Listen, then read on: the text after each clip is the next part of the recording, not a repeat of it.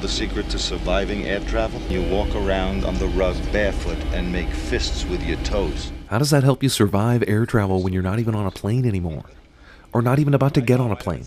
Kids, take a trip back to the 80s when handguns were allowed on planes, smoking was allowed in airports, pregnant women were advised to drink by their female bosses. Can handle a little sip?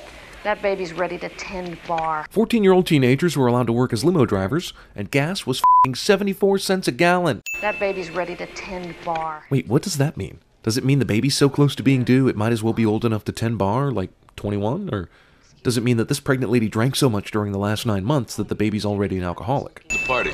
They're the only ones left in the building. Well, then why the f*** did you make him type all that shit in the computer if you knew where he was headed? Obvious cocaine addict is obvious. Yeah, I have my eye on his private bathroom. Wait, Ellis has a private bathroom, yet he decides to do coke in Holly's office? That's great, John.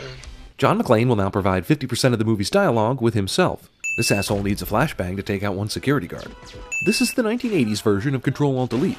Bad guys have no time for stares. Bad guy totally disregards the Pacific Bell employees only sign. And yet another stressful air adventure is magically vanquished. Seriously, Carl could have f***ed this whole thing up by doing this. What would have happened if his brother didn't get his job done in time? Everyone ignores Hans and his gun-toting crew when they arrive, even the ones right next to the elevator. MBA, Harvard, 1970. How does he know all this shit about Takagi but not know what he looks like? And if he knows what he looks like, why does he bother asking which one is Takagi? This is the longest f***ing one-floor-up elevator ride in the history of film. If the missiles get fired from, like, the 4th floor, then why did the bad guys waste time in the beginning lugging them all the way up to the 35th floor? Was it just so John could see them and know these guys are serious villains? Because I am interested in the $640 million in negotiable bearer bonds. Holy shit! Nakatomi has $640 million in bearer bonds? After the Fiscal Responsibility Act was passed in 1982? After this revelation, I'm not sure John McClane is killing the right people in this movie. I mean, sure, Hans Gruber and his crew are a bunch of murderous thieves, but what kind of shit is Nakatomi involved with? He has cell phone coverage in an underground parking garage in the 1980s? There are rules for policemen. Yeah, that's what my captain keeps telling me. What was John expecting would happen here? Sure, there are rules for policemen, as good old Tony says, but if the bad guy refuses to drop his weapon, can't you just shoot his ass? Now I have a machine gun. Sure, John, it's you against a bunch of well-funded, heavily armed bad guys. Rub it in. That should make your job easier. Hey, John, now you don't have a machine gun.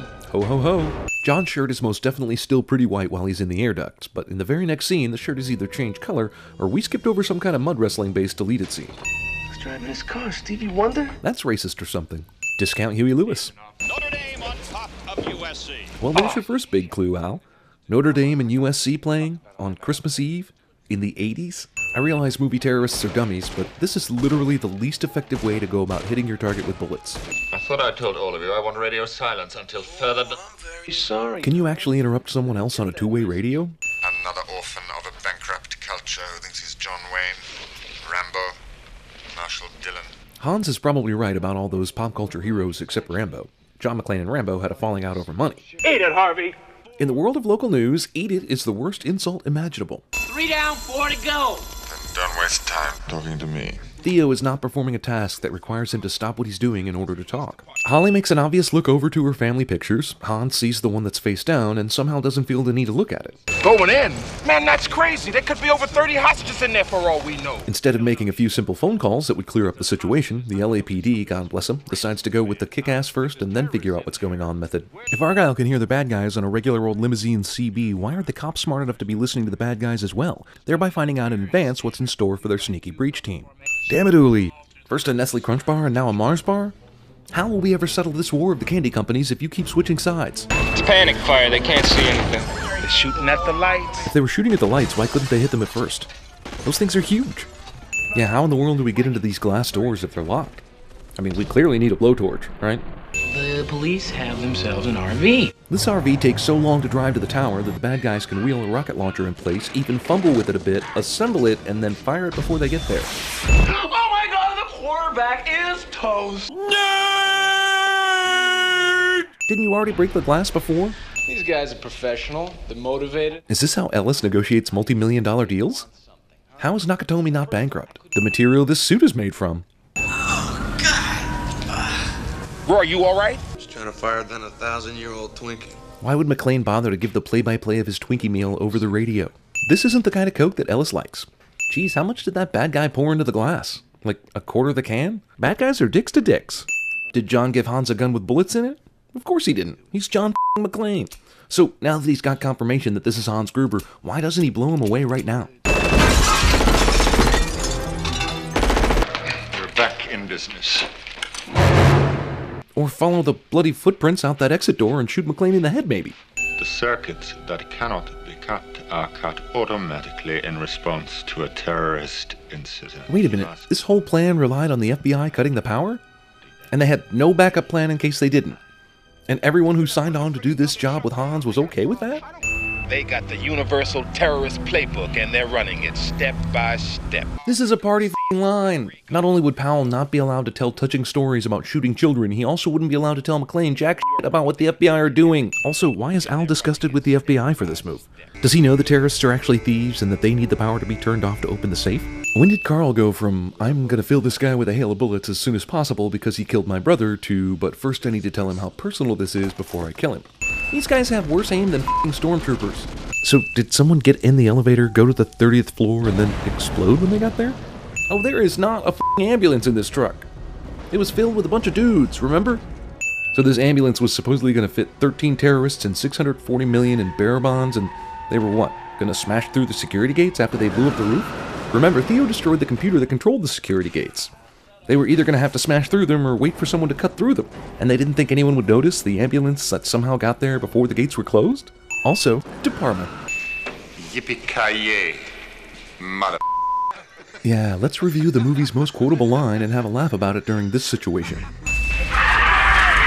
What? How did this asshole get out of those chains hanging by his neck from a pretty decent height?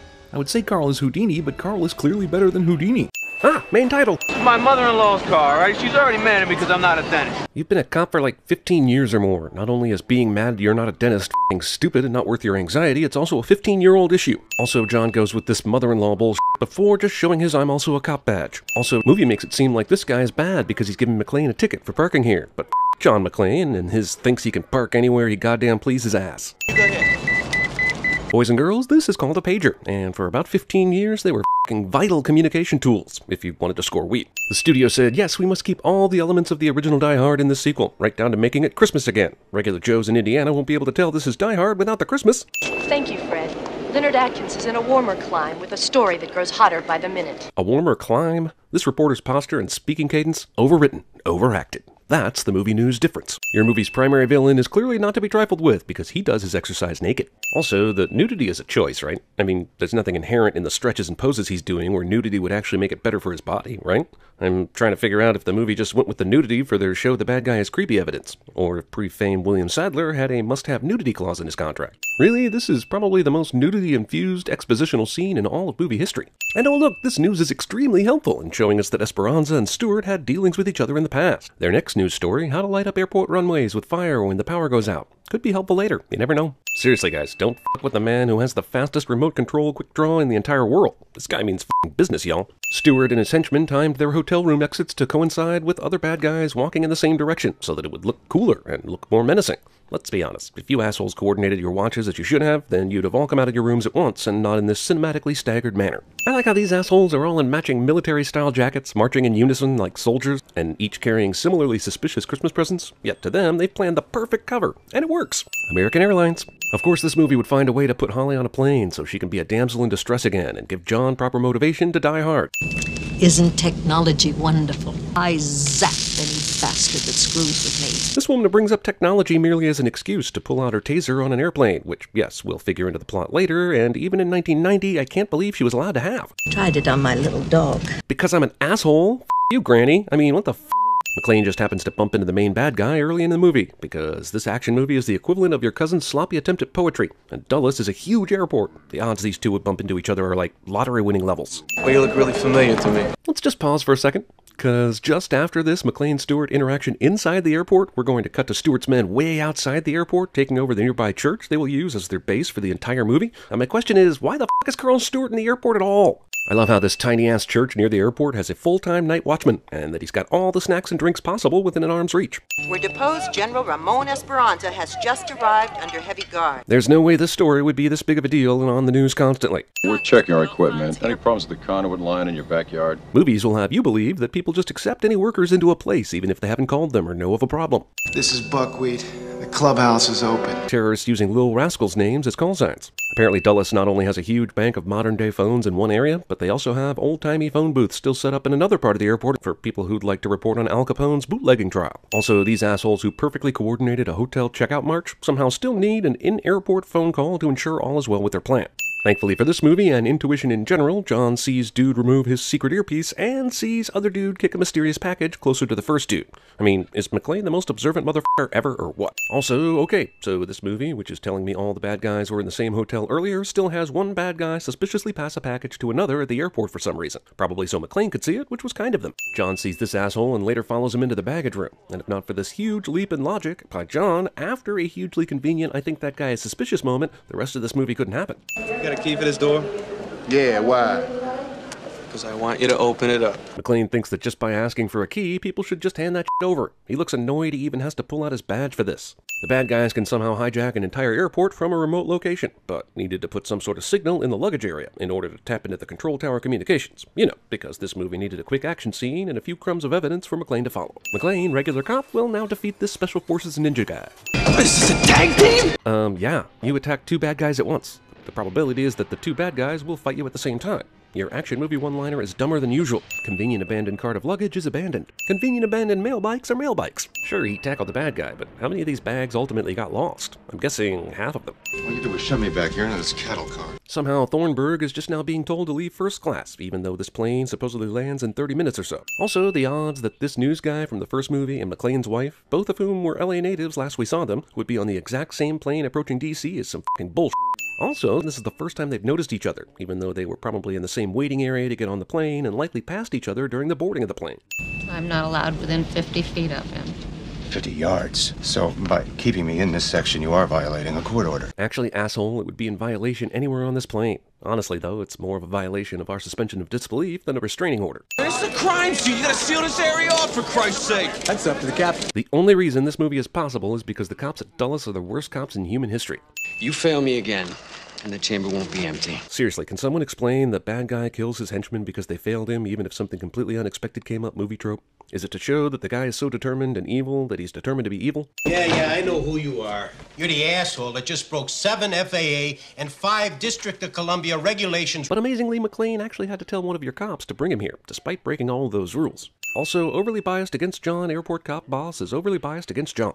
I got a fucking reindeer flying in here from the fucking petting zoo, but John McClane, he's got a little problem. So your reindeer from the petting zoo trumps the dead guy in the luggage area? Yeah, I know all about you and that Nakatomi thing in L.A. It might make me want to believe you when something like this goes down, but I'd much rather be the black hole that nearly drags this movie into unwatchability. What sets off the metal detectors first? The lead in your ass or the in your brains? The lead in his ass, of course. I need to borrow this and this. Bring it right back. Which just happened to be within reaching distance, and also I'm an asshole. After getting bitched out by the airport police chief, and then running to an airline terminal, McClane still has enough time to catch up to the dudes wheeling away the body of the guy he shot in the baggage room. Movie finds a way to get Al Powell back into the action, complete with a comical pile of Twinkies. Now, you're not pissing in somebody's pool, are you? Yeah, and I'm fresh out of chlorine. So many questions. If you're pissing in somebody's pool, would you even bother with the chlorine? And would it help? And the Say, I close in about an hour. Maybe we can go get a drink? Airport clerk is instantly smitten with John McClane because he stole her ink pad and paper earlier, and somehow she didn't see the wedding ring that John so proudly displays after this. Or did she? Just the facts, man. Hardy har, hilarious pun is hilarious. McClane finds his way into the control tower because, yeah, I guess I should just accept this at this point. L.A., Mr. Trudeau, don't mean Yeah, that's what I said about my last cholesterol test. Who wrote this? Looking, oh, same guy who wrote the first Die Hard and some other guy. I'm going to blame the other guy, whose credits include Bad Boys, Money Train, and the movie that forced Gene Hackman into retirement, Welcome to Mooseport, for all the kinds of silly that's in this movie. Looks cool for a movie, but what the f*** is he blowtorching on this electrical board? I mean, burning wires might make break, but it won't make any work. This is the resume of a professional mercenary. You got the world's biggest drug dealer on his way here now. What do you need, a slide rule to figure this out? My brain is still stuck on that lead in your ass or in your brains line, but this using a slide rule to figure out an airport mystery literally physically hurt my brain. Hey, pal, you're the one that gave us that body. Remember that. Dennis Franz, NYPD Blue audition tape, ladies and gentlemen. After that, those planes low on fuel aren't going to be circling.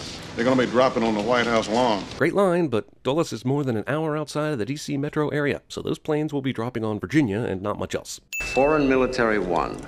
Now, I'm sure you gentlemen are well aware of the unique nature of this flight. If it wasn't clear before, the circumstances for the plot of this movie are incredible. A high-profile drug lord is getting sent to the U.S., and it's all over the news. But Dulles didn't beef up their security at all. In fact, it's absolutely stunning there isn't a military presence around the airport with this kind of prisoner landing. Also, the U.S. decided, you know what, let's send this guy on Christmas, one of the busiest travel days of the year, and send him to Dulles, and not some private airstrip where we can take care of it. Jesus. Hey guys, want to go to Dulles and tour the control tower? They just let you walk in and wander around, apparently. Seriously, don't try this on your next trip to Washington. Also, why does this reporter think she's going to get anything from these people by doing the job this way? No guts, no glory, sure, but you actually thought this was a good idea? Lobby security, come in! The film shows two guys here working lobby security, but given this movie's track record, they should either be dead or passed out drunk, considering their level of aptitude so far. Come on, McClane, just a few words. Okay, just a few words. F*** off. Thanks, but I already got that from Colonel Stewart. Actually, he said and you, but this franchise has never been good about remembering stuff like that. Another basement, another elevator. Look at the same happened to the same guy twice. Studio note that someone passed around when the idea of Die Hard 2 came up accidentally got into the screenplay. Also, did you say another basement? The f*** do you mean by that? You spent 0 time last movie in a basement. Elevator, sure, but basement? F*** you. Also, how did he make it to the basement by crawling through the ceiling of an elevator that went to the top of a control tower? I guess the movie just wants John to be in whatever place he needs to be whenever it calls for it, and just forgets how it's possible. Thank God for this homeless asshole living and working beneath the airport who has access to blueprints and everything John needs. We are experiencing some technical problems here. Even if Trudeau isn't allowed to tell the pilots to divert, I am shocked there isn't a secret code or special message they can send to tell the pilots to fly away. All flights move to delayed, and yet this mass of people somehow doesn't riot. Again, John finds human-sized ventilation shafts where he can travel secretly. It's f***ing Christmas, but none of the SWAT guys or the radio guys stop to wonder why there are a few workers here painting the annex and Quite honestly, guys, this shootout is so poorly constructed, I'm not sure who the bad guys are. And none of these guys are characters. I did see Robert Patrick a minute ago, and I know he's a bad guy because it's a movie. But in 1990, not even Robert Patrick knew who that was. Also, if this was supposed to be a SWAT team, they're the worst SWAT team ever. But that's pretty par for the course in this movie. For some reason, the T-1000 doesn't shoot this guy immediately. Jesus, how high a jump was that? And how the f*** is McClane uninjured by it? One of the help wanted ads for this movie read, "One plastic dummy with many years of scaffolding collapsing experience. Looking real, optional." This guy just loaded this gun, but of course it jams when he has a chance to kill McClane. I'm gonna kick your f***ing ass. And instead of just picking up some dead dude's gun, he decides, I'll just kick his ass. Bait. Why didn't the bad guys just do this in the first place? You mean to tell me that the whole reason they didn't blow it up right away was so they could bait a SWAT team to come here just so they could kill them? To what end? If this SWAT team is killed, surely another one would be on its way, right? Make Lorenzo sacrifice his best men. Make you waste your time. Time we don't have. Well, there's the explanation, but considering you guys are operating from a secret location with a number of ex-military guys at your disposal, it's a total waste. And plus, they actually gave credit to this dumb airport that someone would actually think of the new antenna array and that Lorenzo would send his SWAT team there. But recalibrate sea level. Recalibrate sea level? Don't the planes have independent meters and gauges that are not reliant upon control towers to determine how far they are up in the air? Plane totally explodes after crashing because movie. John McClane assesses the damage from the comfort of a studio and its blue screen. That is your name. Deck. The reunion of Holly and Thornburg is really nothing but Holly insulting this guy, which is great, I guess, if you feel like Thornburg needs to be made fun of some more. But Jesus, how much abuse does William Atherton, the actor, have to put up with after these movies and Ghostbusters? Meanwhile, despite the fact that only one runway has been closed due to... This woman is either a terrible reporter or a terrible actress. I'm not comfortable picking between the two. Dynamite! Get ready for some good times. This guy is in on it, and evil. The question is, how did the evil planners know for a fact this guy's squad would be called here? I mean, everything depends on it. But what if the general in charge decides, it, let's send in this new SEAL Team 6 and see what they're made of? Isn't Colonel Stewart one of your men? No, not anymore, he's not. Yeah, but it's a conflict of interest. I mean, the Things just get better or worse? Trudeau doesn't answer, but the movie's editing does. What about the airphone idea? There's 18 planes up there. Only 5 of them have those phones. We got through to 3 of them. And can't those 3 planes now communicate to the other planes through their radios? Hell, I know they can, because later the pilots of Holly's plane say this. Attention all air traffic on this frequency in Dulles area. So who says that radio signal has to just beep? Right. We switch the frequency from the tower over to the one in the beacon. We pump up the wattage. And we can talk to our planes, and those bastards who did this will never know. And that was the Maple Street acting troupe doing their favorite scene from Die Hard 2. Why is this military guy giving intel to McClane after McClane's already been banned from the investigation? Are they old army buddies? This is the only channel available to us. Bad guys who thought of everything somehow didn't plan for this outer marker beacon bullshit. Thankfully, Thornburg's AV guy actually kept listening to the outer beacon for hours in order to discover this message. On runway 15, repeat, 15. This is contrary to our instructions. We are to land at runway 10. If you have control over the entire airport, then why bother changing the runway and potentially tipping off the pilots that something isn't right? This aircraft carrying an international terrorist doesn't have any questions for Dulles Tower about the dozen other aircraft on its radar currently circling the airport. Neither of these pilots is in on the plan, and Esperanza has to take out a guard to get to this point. So what would have happened if he wasn't guarded by someone stupid? I guess the bad guys could overpower 3 people once they land, but it seems kind of like Esperanza absolutely needed to get free for this plan to work. In fact, seeing this sequence of events, it almost seems like this plan would have gone better if he hadn't freed himself. You going to shoot me? So who will fly the plane? Don't worry about it. It's not your problem. Okay, so why didn't he just go ahead and do this then, if he can fly the plane? These assholes were able to sneak a radio onto this plane, which is coming from an entirely different country, and they were able to make sure Grant's platoon were the first responders when Dulles called the army for help, but apparently didn't have the power to get their own pilots on this thing in the first place. I've lost cabin pressure. Because I shot the pilot and co-pilot, and in doing so shot out the window. It takes entirely too long for this plane to crush John. In fact, I think this is where Fast 6 got its runway length ideas. Bad guys just start spraying machine gun fire well before the recently landed general is out of the doorway. Also, McClane is standing in the doorway of the airplane, basically making himself the easiest target, but none of these guys with machine guns can hit him. I don't believe this. 2 months of planning. 2 months? That's all? To orchestrate a complete takeover of Dulles and have almost everything fall your way? McClane somehow survives this barrage of bullets. Then they decide to throw grenades into the cockpit, which gives McClane some idea that he needs to get the f out of there. They could have simply left them right outside the cockpit door and it would have accomplished everything, but everyone is dumb. These grenades take so long to blow, McClane is able to stupidly look at them for a long time, get the idea to eject, strap himself in, and eject before they blow up. These guys are running out of gas, but are now getting messages from Barnes in the tower, who is using the beacon, and it's impossible for the bad guys to crash planes anymore. So why can't they somehow get these guys to land already? Is it really just runway lights at this point? Can't they line up a whole bunch of emergency vehicles on the runway? And is it possible Stewart forgot to turn off the lights he turned on for Esperanza? Our cabin attendants are turning on local Washington broadcasting. The sound is on channel 3. Look, I know Dulles isn't telling anyone anything, but considering that a terrorist drug lord is being sent to Dulles, and there have been several major explosions on the runways, and there's a massive amount of press here, how is there no news about Dulles on the TV right now? You mean no one saw that or heard it? Come here, let me show you something. You better come take a look at this cliche. Also, this guy figured out where the terrorists are, but because of this f***ed up bureaucracy of an airport, he only feels comfortable sharing it with McClane, who is basically the Antichrist around here. This is our last possibility. Which means it'll be the one. Basic movie math tells me so. Could be a sentry. And he could just be out for a walk. And why is he going over his own footsteps? You can tell that from here? Most inopportune phone call ever, though Leo in The Departed would beg to differ. Move it! Code red. Sit rep. We got positive ID on Stewart's location. Dumbass Lorenzo doesn't ask how Grant heard that this was Stewart's location when he couldn't possibly have heard anything on this phone call. Also, this plan requires that someone figure out that they're in that church. If it's not for Barnes and McClane, there's no way this part of the plan happens, unless Grant somehow was planning to say, I've just got an amazing hunch where the bad guys are. To the church! Another problem, Colonel? No problem, General. Doesn't Esperanza know the plan? Doesn't he know the army guys out there are on his team? This random truck is driving around in the middle of nowhere and came out of nowhere, and I'm pretty sure it's the truck where this screenplay was written. Colonel, you're quite capable of confirming it yourself. Grant still feels the need to prove he's a good guy to anyone listening to this broadcast for some reason. This recorder will play audio over an airphone, and it will have broadcast quality when it's played on the news. Grant's boys are gonna kill that son of a bitch and get it from him. They're gonna do that. They're gonna get on the same goddamn plane with him. McClane once again tries to make it sound like everyone knows the information he has, and starts making wild accusations without presenting the evidence.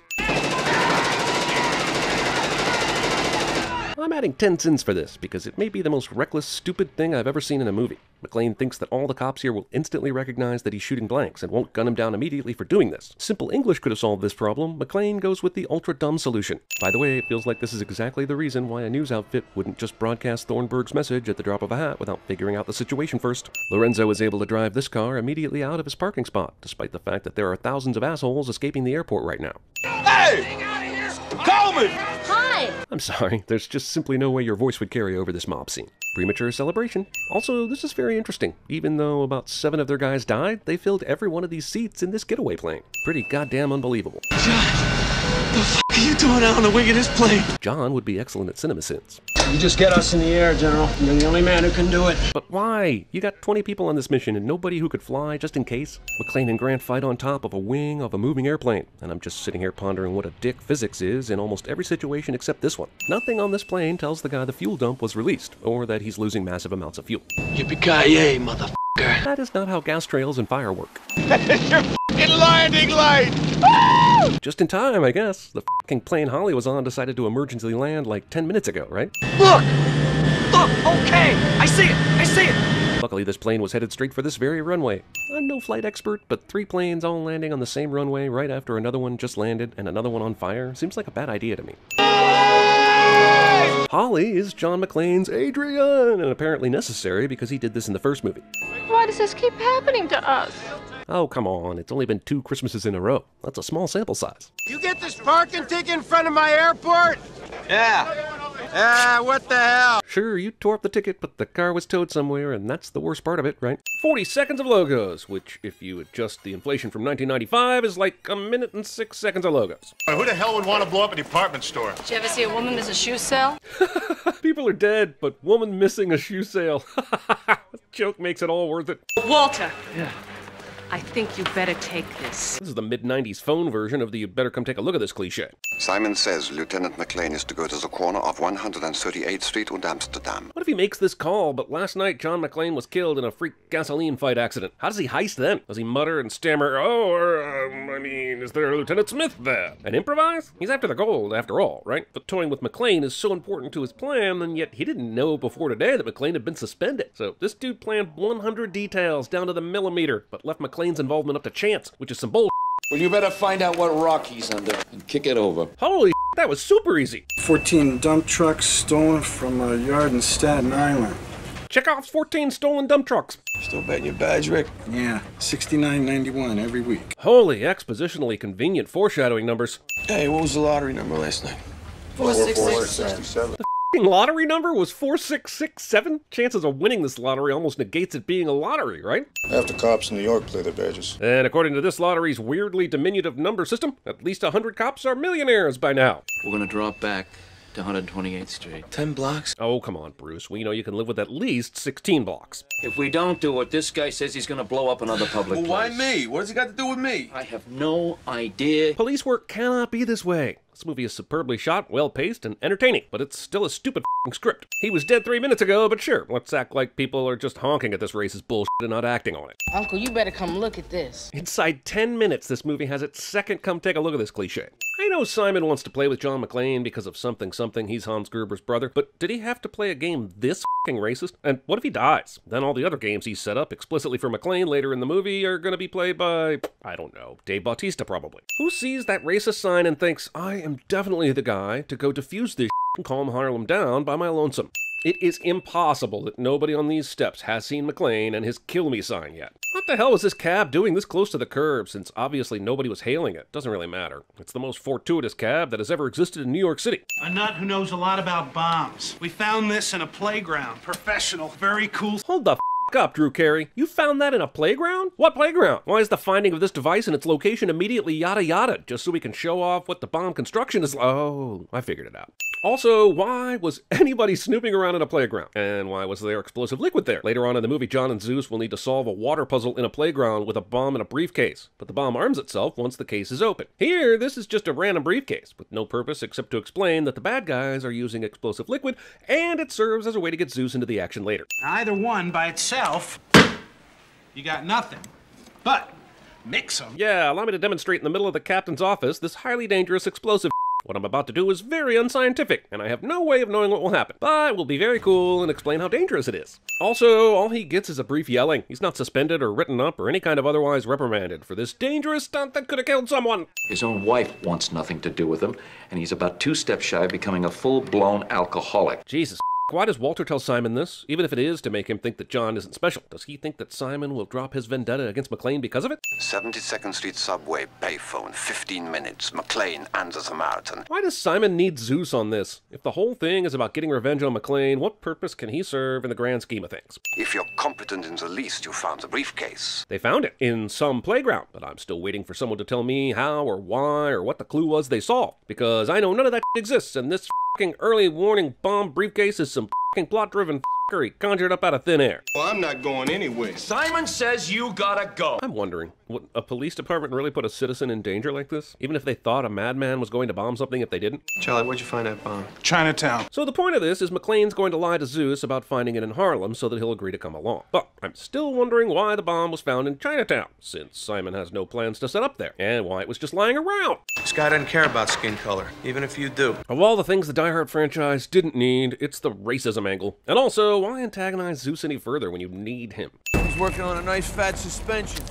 Smoking cigarettes and watching Captain Kangaroo. Get it? This one movie with these two actors referenced that other movie with these two actors. And it was righteous, no? Are you not bathed in righteous dude bro vibes of movie trivia awesomeness? They made it to the phone, but there's a problem. Camera points to a payphone area where there are at least 3 payphones, and 2 of them are open. But they're worried about this lady, who was not even pictured in that shot. Either way, there are several payphones open. So how do they know they need just this one? All Simon said was 72nd Street subway payphone. As I was going to St. Ives, I met a man with 7 wives. I don't know how the Zeus hears this, especially since John is hogging most of the earpiece and considering how fast Simon is talking. The answer's one. One guy. How do you dial 1? 555-0001. How in the did Simon get a phone number that ended in 0001? Especially since it's got that classic movie 555 designation, and apparently there are only 9,999 people in New York. Use any means of travel other than civilian, I blow the train.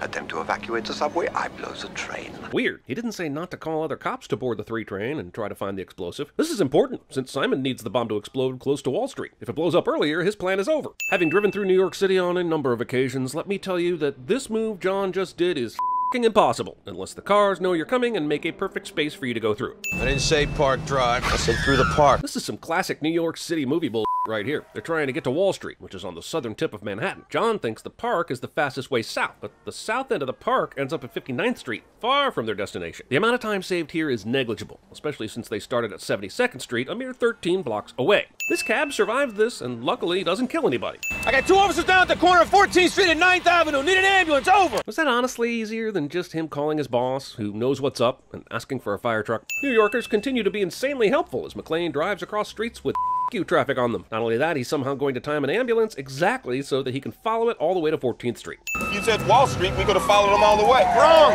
South of 14th Street's a different hospital.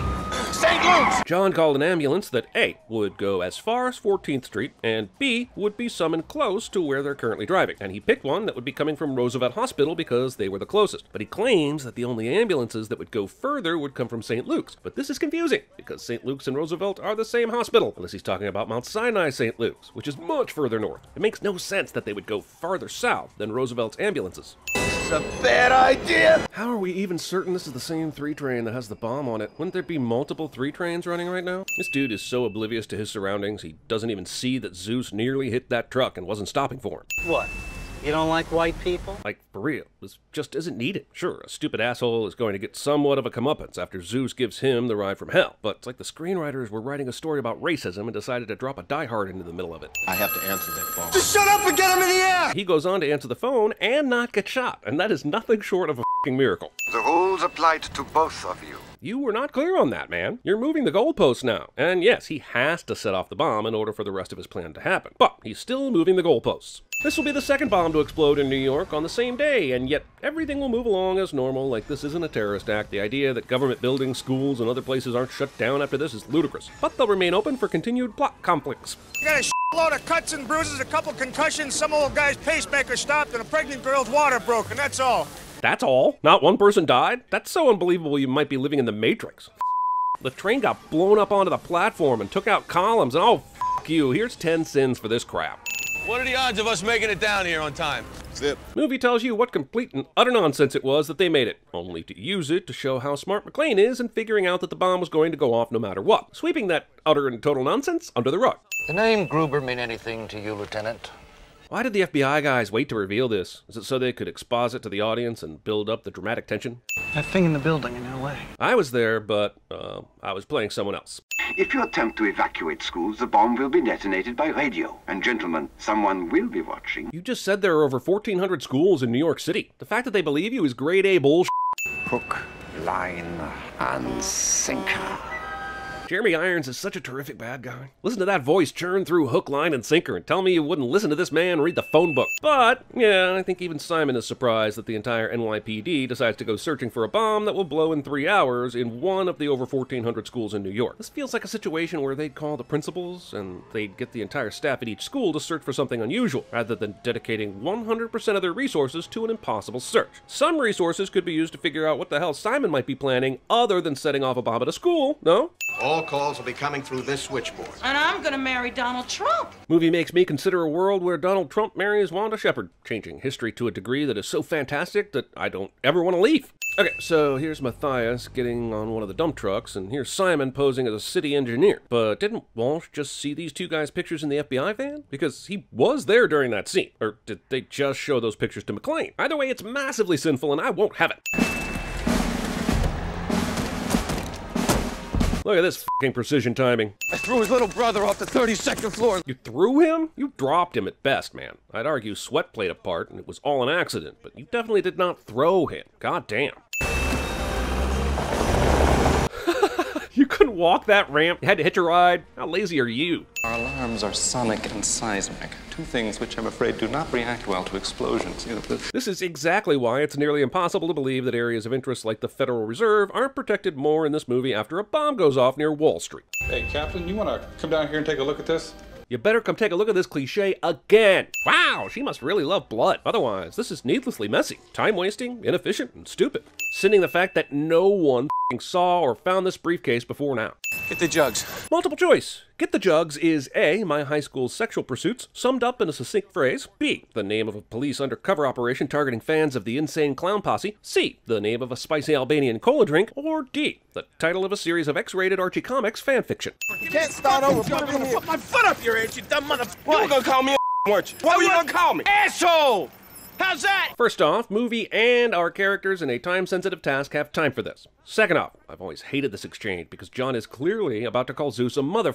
Zeus incorrectly deduces a racial slur despite the evidence, then John says that he was going to call him an asshole, which is also wrong. You got some problem with me because I'm white, Zeus? Skip. I got it. Exactly 2 gallons in here, right? Movie totally skips some steps when it comes to how they got exactly 2 gallons in the 3-gallon jug. And while I know how they did it by doing my own thinking, it's unsatisfying and, geez, why'd they do it this way? Like any movie with puzzles as a secondary distraction, they don't bother to show us the steps in the thought process and spent more time on a race argument than the puzzle itself. You did it, McClane! While I think McClane is smart in his own way, he's shown no capacity to do a puzzle like this better than Zeus can. So this is clearly a moment in the script where someone said, John's got to be able to do at least one of these so that he looks smart. Somehow there's still one dump truck full of gold that nearly runs over McClane so that he can figure out yet another clue. Later we see all the dump trucks in a neat line going down the FDR. This lone wolf is still playing catch-up because it's important to the plot. Here's a point where I don't understand why they don't kill McClane right now. They have complete control of the Federal Reserve, and nobody who matters is around to witness a murder. And then, during an entire elevator ride, they don't kill him. Also, why is there anyone still here? The gold is gone. Shouldn't they be gone too? Yeah, what do you think of this heat this late in the year? Yeah, Indian summer, huh? Yeah, feels like it's gonna rain like dogs and cats later. But it seems like they always end up rotting the lift. Holy shit, this guy made 3 verbal I'm not American mistakes in a matter of 20 seconds. Are we sure these guys are as well trained as we were told? Sure is a good thing they talked about the lottery numbers and cops playing their badges earlier, huh? And Walsh was very particular about saying what his badge number was. Very fortunate. Oh! Anybody down here? What the fuck is he doing? McClane's a cop. It's in his nature to investigate and shit. Zeus has been trying to get out of this situation all movie long, so him strolling down here shouting does not compute. If it's straight and metal, he can start a car. Down there, McClane.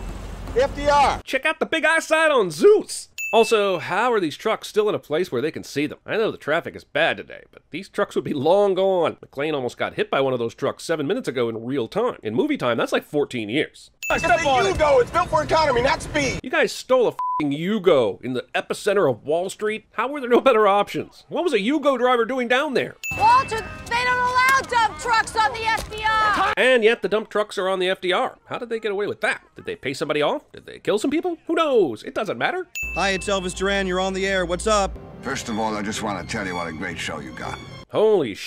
Simon called a radio station and immediately got his call in without a screener or anything. Some people call radio stations and wait an hour or more to get on with the host. Down there! Down there! One fucking dump truck. They go on a detour to track down one truck, as if Simon's men took all the dump trucks in all the world, and any dump truck you see driving around must be part of the Federal Reserve heist. And McClane does this super dangerous maneuver where both of them could have been killed just to track this down. Also, this scene is all the you to logic and common sense. This doesn't even happen in Grand Theft Auto. You are dead. You're both dead. Goes from here all the way up to the Catskill Mountains. This one dump truck they tracked down just so happens to lead to a huge piece of Simon's plan. Could have been a dump truck going to any construction site in all of New York, but luckily for John, this becomes a major crack in the case. Holy shit.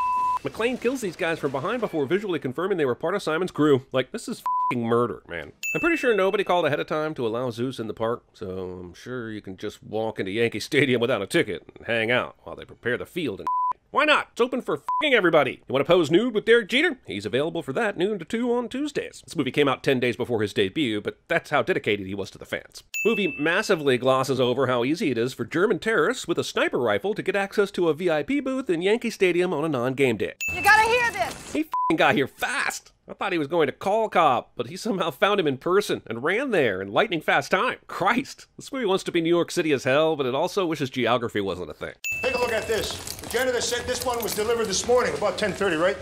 This is exactly why simple phone calls to the schools would have worked a lot better than the bull they were doing. Call the schools and ask the staff about unusual deliveries instead of searching every school hoping to find a bomb. John's able to spin this truck around and go forward like a professional dump truck driver, just like they taught him at the academy. Also, considering this spin took 3 cuts to show, I'm just going to take a wild guess and say that maneuver is bull. This is the most offensive coincidence in all of film history. Right here. This noise. Write better screenplays.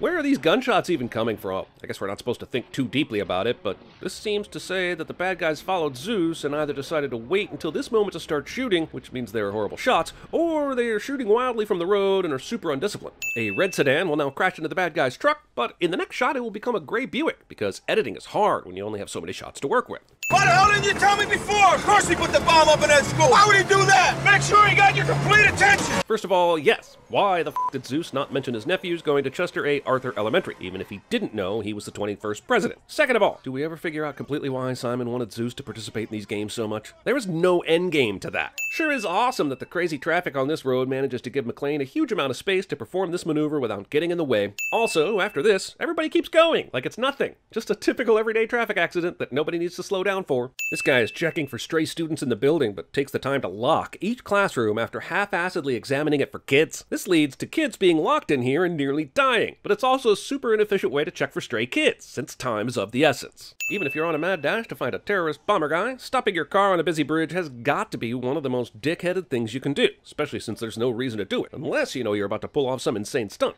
How about the Coast Guard? It'd take him an hour to get here. Even when New York City should be on high alert after 2 bombings, I'm no expert in these matters, but I can call bull on this, right? The only henchman that had noticed them was sliced in half by the Dodge Ram winch cable. That's convenience you just won't get with a Ford. A gun is louder than this, but not by that much. My point is that on a ship this big in metal, someone should be hearing this door murder. As I watched John meandering through the ship, then cut to a shot of Zeus meandering through the ship, I remember how John said, "Don't be a hero, if you find him, come get me." And I'm wondering how the f Zeus is supposed to find John if they're both meandering around this giant-ass boat. You're going to take a safety catch off. This is 100% on McClane. Also, the director said, "Jeremy, you're German, so instead of an apple, let's have your character eat a hard-boiled egg. It'll make you look like even more of an asshole." These cops out here presumably are herding or giving the kids directions, but honestly, they're just in the f***ing way, man. What? Last we saw this fight, German dude had beaten John to shit, and John managed to trip him. And we come back to John not only having the upper hand, but hits him 3 times with a chain, and guy is out, and John starts stealing watches. The hell? How'd she get those 2 guys up there? We saw that thing 30 seconds ago, and I didn't see any f***ing ladders. Got any aspirins?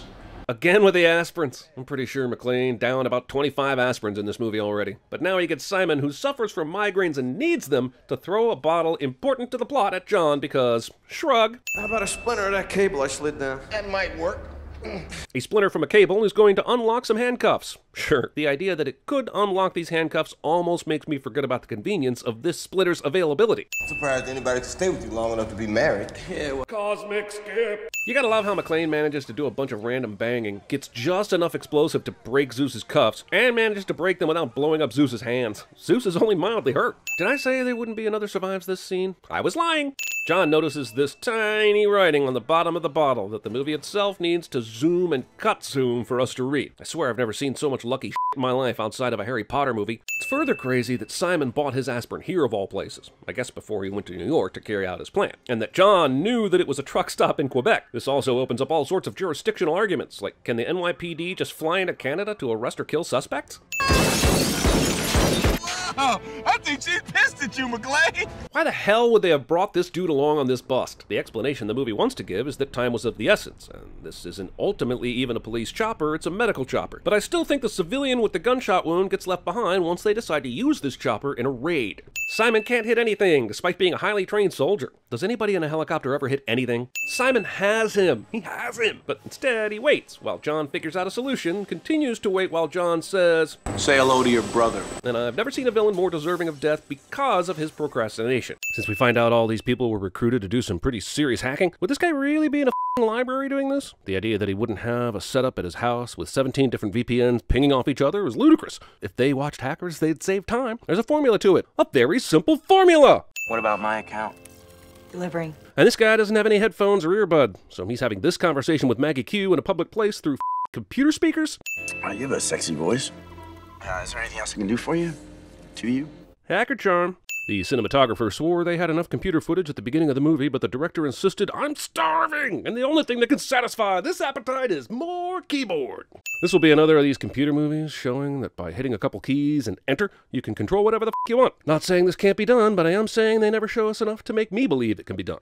With the holiday weekend, we're short-staffed as it is. I guess the filmmakers wanted this movie to tie into a holiday to fit with the tradition of the first two, but trust me, this movie has jack to do with the 4th of July. Seriously, there's no decorations, fireworks, bros drinking patriotic Bud Lights, or anything. You told this jerk-off I was dead? And thus begins the barrage of PG-13 insults, because this franchise didn't have the gusto to continue the trend of the ultra-successful previous R-rated movies. And I feel like I'm watching a neutered dog trying to lick his phantom balls. Why'd it take so long to get Matt's explosive all set up? When we saw the other hackers on Maggie Q's manifest, they were dropping like flies within short order. Did they want to take it easy on him? Are they big Jeepers Creepers fans?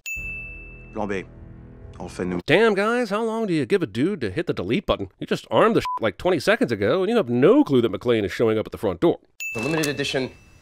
Numbskull that doesn't know anything about priceless artifact immediately breaks said artifact within seconds of touching it cliché. This trained assassin with this badass sniper rifle misses a wide-open shot at Matt through a clear-ass window. Okay, look, I'll suspend disbelief for an action movie and pretend John can blow this thing by shooting at it, but it blows this motherfucker out the window, and that I cannot abide. If John McClane were as smart as Indiana Jones, he'd be hiding inside that. This is a pretty big apartment complex, but no one hears all this commotion? This unit has been a war zone for the last several minutes. Damn, those load-bearing walls in Camden are no joke. The building codes in New Jersey must be insane. If this asshole is this athletic, why wasn't he on the strike team instead of poorly sniping from the garage? Hey, killing people. Yeah, not for a long time. No kidding. The last time John McClane was offing Jeremy Irons, Justin Long was probably still in high school. So remind me why we're dragging this dude back into a franchise that relied on youthful exuberance again? More hot typing action. You know, just because you f with streetlights doesn't mean you just roll through those intersections with impunity. I'm sure these cab drivers are versed in the DC traffic well enough to be able to look both ways, at least out of the side of their eyes, before pulling in front of a careening huge-ass garbage truck. I mean, seriously, this motherfucker in New York just turned left into a bus that was already in an intersection. I understand this malfeasance being effective on highways and when people are going fast, but in high traffic areas where everyone's moving at a snail's pace, how can they cause this much havoc? Helicopter flies over DC airspace with obvious gun being obvious on 4th of July weekend and no one notices? This might be the most unbelievable scene in the movie, and this is a movie where a character takes out a helicopter with a cop car. When have you ever seen anyone get out of their cars around a traffic jam, especially on Moss like this? In reality, at least 85% of these people would still be in their vehicles honking into the void like any other red-blooded American. Get your bag, Hackboy. Hackboy. We're under attack. This is just now occurring to him? They got hacked like hours ago, and he was well aware of that. That's the anthrax alarm. The anthrax alarm? Sweet. I hope they start blasting cuts from Sound of White Noise or We've Come For You All. Those Scott E and Paul Mute slap. Yo, if you got multiple TVs in here and you want to keep up with the news, shouldn't you diversify your coverage? Movie steals the takeover of network television for a revolutionary statement video from V for Vendetta. I'm half expecting a cutaway to a British kid asking his dad, what's wrong with the deli? That was creepy. I tried to find more Nixon. Because that would have made it creepier or less creepy. Was any of this dialogue thought out? It's a fire sale. Hey, we don't know that yet. Yeah, it's a myth anyway. It can't be done. Thanks, lady. This is literally her only line in this movie, and it is to immediately dismiss a hacker's concept that's currently happening in front of her eyes. Mr. Johnson? That's right. Yeah, that's so weird that the dude's last name is one of the most common surnames in the United States, because we're looking for any chance to squeeze in a quick joke. Isolate the frequency. Get us location on the vehicles and... And while you're at it, do this zoom and enhance, and then when you find something, tell me I better come take a look at this. I swear to you, I had no idea I was going to be an accessory to Armageddon. Nonsense! You'd have to be an oil driller that was ridiculously recruited to fly to space and land on an asteroid for that to be the case. Also, Matt is making a full confession in front of the FBI interrogator, despite being supremely paranoid of all government systems. I swear to you, I know her. I would know her voice anywhere. I'm not disqualifying the sexiness of Maggie Q's voice, but I am disqualifying there's enough distinction in her voice to make a starving, anxiety-filled, and sleep-deprived Justin Long able to pull it up in his memory that quickly. Cut the bullshit, honey. Just put your boss on. That's racist. Officer McClane. I really do love Die Hard movies, but why do all of them have to have multiple scenes of John talking directly to the bad guy in order to antagonize him before the goes down? Oh, now that really is tempting, especially that last part. But I think I'm going to have to pass, Chekhov. Judging from the copious amount of direct-to-DVD content I've seen, this is something Bruce Willis hasn't said to a film project in at least 10 years. John, you're a Timex watch in a digital age. This description is spot on. However, how would Gabriel know how much of a Luddite McClane is just from looking at his financials? We need backup! I repeat, we need backup! This is base. We're sending backup. Sure, Mai is overriding the dispatch system, but these policemen do have eyes, right? Could they not just go back John up based on what they're looking at? Also, luckily for John and Matt, Gabriel clearly sent his thugs to the finest stormtrooper school for aiming at things. Little known fact, John McClane had the highest helicopter evasion test score in the history of the NYPD. Open the other side. What? Move! Trey didn't give two when they were killing off hackers left and right earlier in the movie, but ask him to redirect traffic and all of a sudden he's not feeling too good about the situation? Weird that Bruce Willis signed on to do a sequel to Die Hard, but ended up making Daylight 2 day harder. Okay, I know the master lights are turned off, but why wouldn't that cause cars to actually slow down? Do you floor it when it gets pitch black outside? If so, you're a goddamn psychopath. Also, with the number of cars purportedly in this tunnel right now, the headlights alone should have this lit up like a Christmas tree anyway. Man, that is a really fun moment. It's stupid as all and I would never remove a sin for it, but this movie is not boring. Also, listen, I'm all for big action and interesting sequences, but Die Hard was supposed to be about the human aspects of this guy. Starting in this movie, they made him a superhero like David Dunn, and I refuse to believe there are any real stakes to this character anymore. She just killed a helicopter with a car. I was out of bullets. Such an awesome line, but can't remove it. That was close. There's a helicopter in ruins on a busy downtown street, yet there are no other law enforcement officers anywhere near the area. I don't care that there are technical glitches in the infrastructure. There's a helicopter in ruins on a busy downtown street. What about Farrell and McClane? C'est l'histoire ancienne. And he knows that how? He would have seen McClane jump out of the car before launching it, and he has no reason to believe that Farrell was in it. Oh yeah, do that slower. Slower. Discount Jared Harris. Typing in numbers, doors open, excitement? Hot antagonists make out before the final stage of the plan is enacted because they're so horny for crime cliché. Hey, how's traffic moving so easily now? Especially this close to the major government buildings. Even if these assholes put the lights back at normal, there are massive pileups all over the city. Just put it in your pocket. Sure? Yes. Or smash it. You have to smash it. But how would putting it in his pocket help? A phone can still be traced even if it's not in use. And a super hacker like Farrell should know that. We never made it to DHS. Now they came after the kid again. How does Bowman not know this? He lost officers in that skirmish, and a key witness got separated from the protection. That didn't seem like an important thing to get back to him on? This hacker video was directed by Roland Emmerich, who, despite disagreeing with this hacker cell's ideals, simply cannot pass up an opportunity to demolish famous buildings. The phones are fine. It's the network that's dead. I've just got to reprogram it and link it into the old SATCOMs. And I have my trusty hacker utility belt right here. Where did I put that shark repellent? You never know when you'll be dangling from a helicopter over an ocean in need of that. You all right? Would it hit you a little bit? I'm all for establishing camaraderie, but the movie's already shown that these two generally get along and begrudgingly respect each other. So this is essentially a long-winded way of saying movie has time for this. Hold while we contact emergency services. If all the networks are down and even possibly landlines, how would they connect emergency services? And how is this communication even happening? If this security guy was going to be so emphatic about denying my entry, why'd he open the super secure gate to the compound? You know, they stole this car several hours ago, and it's been shown to have a remote system that can both start and stop the engine, despite the network shutdown. So why hasn't that happened? Hell, the broken window alone should have set off red flags for the OnStar system. This whole floor is restricted access. Dude, this movie has a higher innocent body count than the end of Man of Steel. I have a friend who told me that after seeing this movie, he just had to have one of these rolled-up keyboards, and he said it was useless. He also said Sonic the Hedgehog was a good movie, so he's not always trustworthy, but I'm going to choose to believe him on this one. And therefore, everything Mai does from here on out is bullshit. We're in. This movie says some derivative of I'm in or we're in when hacking into a system so many goddamn times that I'm going to award it with an extra 30 cents. You're in. All right, movie. In sin. Man, it is shockingly easy to break into the Eastern power grid and shut everything down. I don't care how talented of a hacker Mai is. This only took a very small amount of time, and now she's being prompted by the computer to proceed like she's downloading the most recent version of iTunes. Len Wiseman shoots this fight scene like he's making an audition tape for the Iron Man gig the following year. I'm a righty. I need my other hand, I really do. Didn't you hear me masturbating with it profusely the other night while I was listening to your voice? There's an insanely clear path in these offices for this car to drive through, as if this building was set up for this exact kind of situation. And keep in mind, he came from the parking garage. Several minutes of this mid-shaft fight that makes zero sense. Why did John drive Mai all the way to the elevator conduit? What was his plan to get out of it? Do we really need this obvious callback to the first movie? Unless he's going to decorate a villain sweatshirt with a holiday-appropriate burn. That guy was taken out by Farrell? Jesus, this movie. It's fun for a while, but when it starts sledding down the hill of disappointment, this kind of absurdity makes Cool Runnings look like a movie about golf. Western and Central hubs are ours. We're just waiting on Mai's end. So what the has been going on at Western and Central's hubs? Where are the two other Mai's that could have handled dismantling those? Because outside of her, Friday the 13th here, and that asshole who hates guns, who the else is useful in this operation? Listen, jackass. Your fire sale's over. Premature tontabration. I know a lot of blows up here, but isn't the gas supply still going? Shouldn't there be multiple and sustained explosions? Speaking of which, one night my college girlfriend was ignoring me while watching porn, and I've never seen... I guess it's possible the power would go out in stages like this, but I'm calling bullshit that it would start as soon as McClane was looking in that direction. Supposed to make that sound? Yeah. If I've learned anything from movies, it's that pretty much anyone can jump into a helicopter and fly that regardless of experience. I'm gonna find Warlock's house. It's probably gonna be the one where the light's still on. Great, that's exactly what I need. I can now fly from rural West Virginia to Baltimore without any guidance. Then, when I'm in Baltimore, I'll be able to scan the entire city and see one townhouse with a few lights still on. Sounds foolproof. There's something you need to know about Warlock. He hates cops. Not enough to save us from the abomination that he's planning to make in 2010 with a fella named Bruce Willis and his wacky pal Tracy Morgan. I'm Matt Farrell. This is, Billy.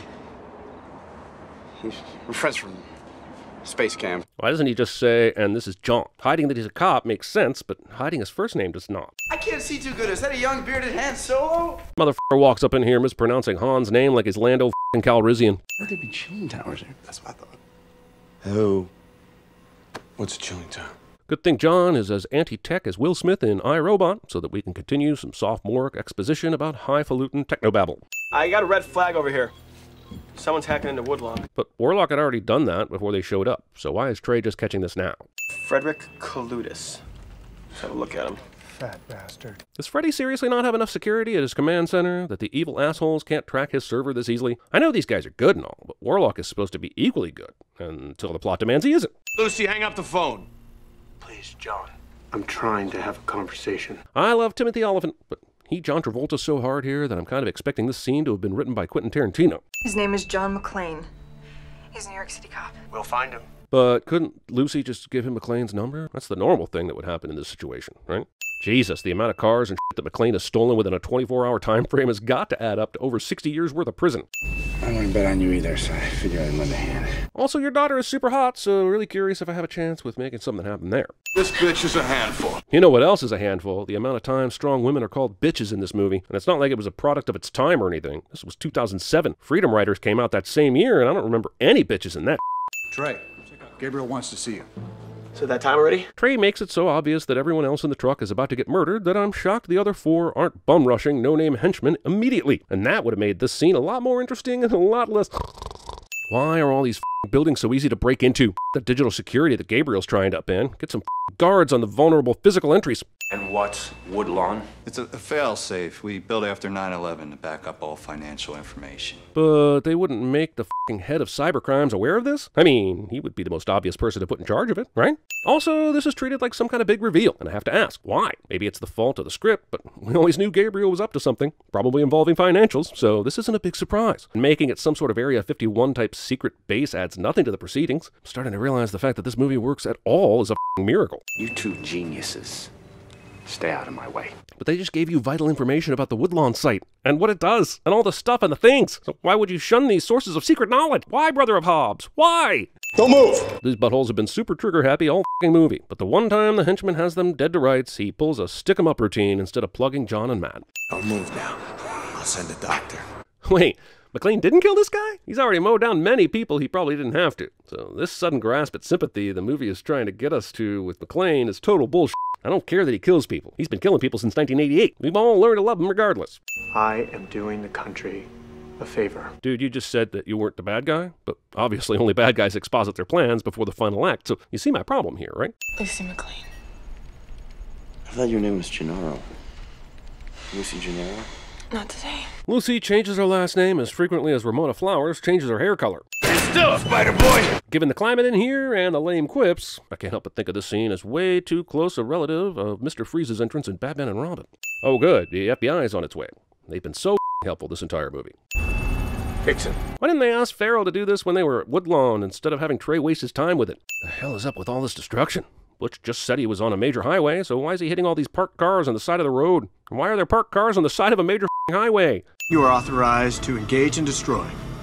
Copy that. No way, man. I know military folk aren't supposed to question orders, but Gabriel's identified as air traffic control, not a senior officer. And there's no way this dude would let a storm loose on a major metropolitan area with dozens, if not hundreds, of commuters on the road right now.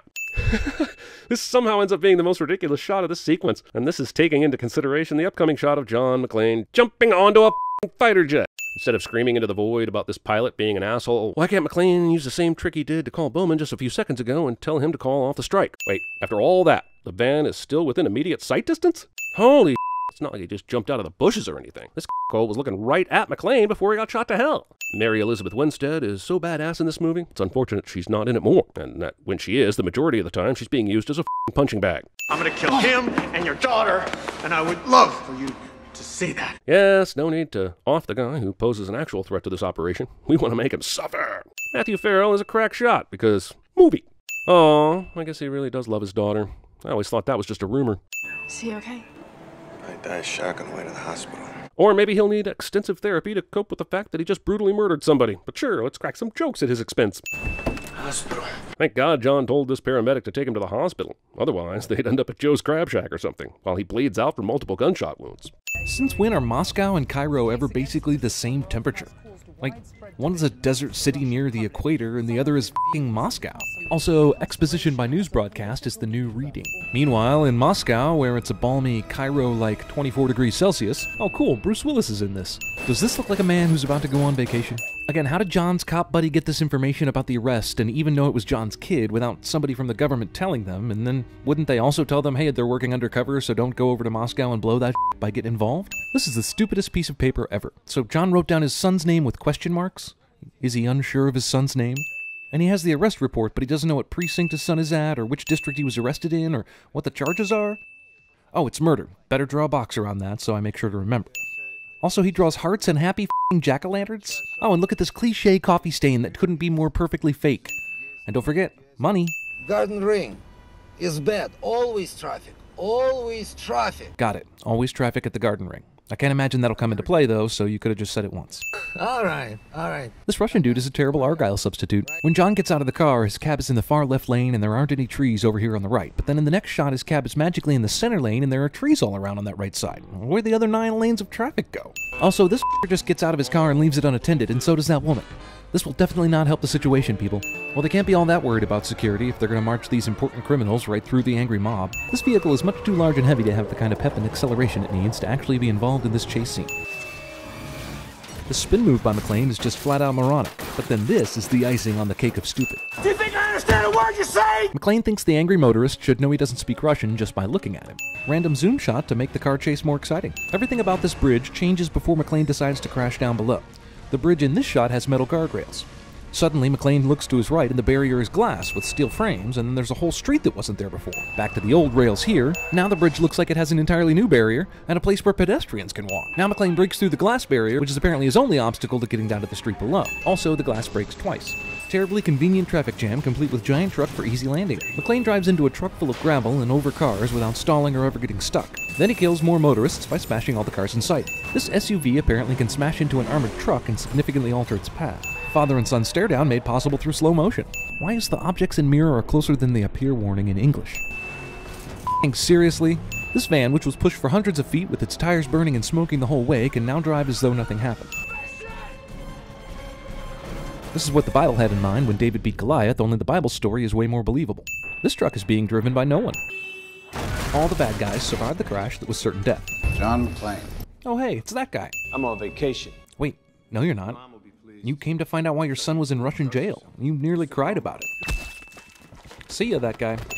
Vacation! No, you're not on vacation, damn it. I wonder if they have a 5-ruble footlong. This hotel is very serious about its security, except when it comes to entering through the back of the hotel. Girl from Ipanema elevator music cliche. I guess you have done that before. What, given a random Russian laundry worker American money and somehow communicated to him that what I wanted in return was the hotel master key, which he somehow has as a laundry worker? All with money I shouldn't have even had in the first place since I gave my cash to my son several minutes ago after he smashed my phone? Yeah, I've done that a few times. I took Garden Ring. Wow, so that totally random thing the cab driver said twice to John about Garden Ring having traffic actually came back into play. The director said, eat a carrot during this scene so people will know you're an asshole. Annoying chewing of the carrot can be heard throughout the entire scene, but the carrot never gets any shorter. The bad guy swallows the bite of carrot he never even took in the first place, and then more f***ing chewing could be heard even though he hasn't taken another bite. Still chewing. So the two bad guy guards behind them can't see the knife, but McClane can see it out of the tiniest sliver of peripheral vision? You're killing bad guys, that's your thing! Your thing is also killing tons of innocent people as long as you kill the bad guy too. Jack immediately knows that John is going to start shooting the convenient glass ceiling without discussing it beforehand. Why does the bad guy wait this whole time to start using the helicopter to fire into the room where Jack and John are? Jack and John somehow know there's something to break their fall on the outside of this window. Okay, so now the tube is broken, but Jack and John fall the rest of the way down without breaking any bones or dying. Cops everywhere, but no one wants to ask Jack and John any questions after they leave the building that just got shot up. Siphoned weapons-grade uranium. Got greedy, caused a meltdown. Shows what we know. We were always told it was a power surge and the emergency shutdown that caused the disaster. John steals these keys from where again? And why does this one set of keys open 3 different trunks? Jet lag. See, he forgot to make fists with his toes. Compound 274. It neutralizes radiation. Trust me. Oh, okay then. If you say so, random evil daughter. Oh, I guess they're at the swimming pool portion of Chernobyl, the one with competitive diving platforms. Don't worry, it's stable in this form. Oh, I already trust you completely after that whole compound 24/7. If everyone in the room knew that Komarov was the surprise bad guy, why didn't they just go ahead and shoot this carrot-eating douchebag earlier? So Komarov has to hope he survives this courthouse bombing and Shagarin's henchman. Obviously he hopes that his daughter will rescue him at the courthouse, but doesn't count on Jack whisking him away. Now he has to find a way into the heavily guarded hotel to find the ballroom that is under construction. He hid this key for 5 years while he was in prison, and somehow no one has stumbled upon it during the reconstruction. And hopefully no one runs across a secret stash of uranium that just happens to be stored in a secret room at the Chernobyl nuclear power plant. What exactly are these bad guys here for? Discount the rock. Don't worry, the flames that are engulfing the entire room can't hurt you as long as you're behind a filing cabinet. I'm on vacation! Vacation. Noun. A specific trip or journey, usually for the purpose of recreation or tourism. Movie thinks it's just like the original Die Hard. This would definitely kill him several times over. Ah, so that's why they had the pool. And everyone believed the two Americans' story about how all those Russian nationals died in a fiery explosion, and the radiation turned out to be no problem for either of them.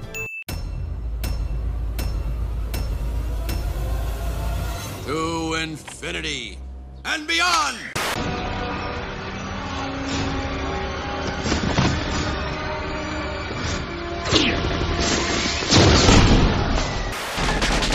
Police with automatic rifle fire in Nakatomi! Are you back on the distance now?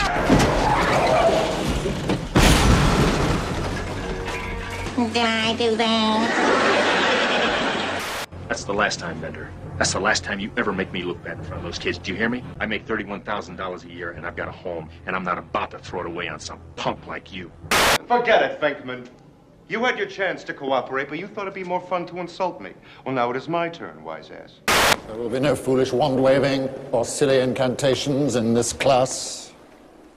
As such, I don't expect many of you to appreciate the subtle science and exact art that is potion-making. However, for those select few who possess the predisposition, I can teach you how to bewitch the mind and ensnare the senses.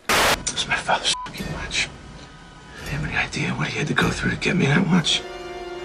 I don't have time to go into it, but he went through a lot. Good luck.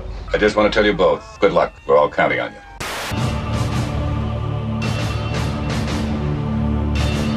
I'm gonna kick your f***ing ass. No more table. Don't taste me, bro! Don't taste me! Hijo de puta. There's a man on the wing of this plane! There's the case! No, there's the case!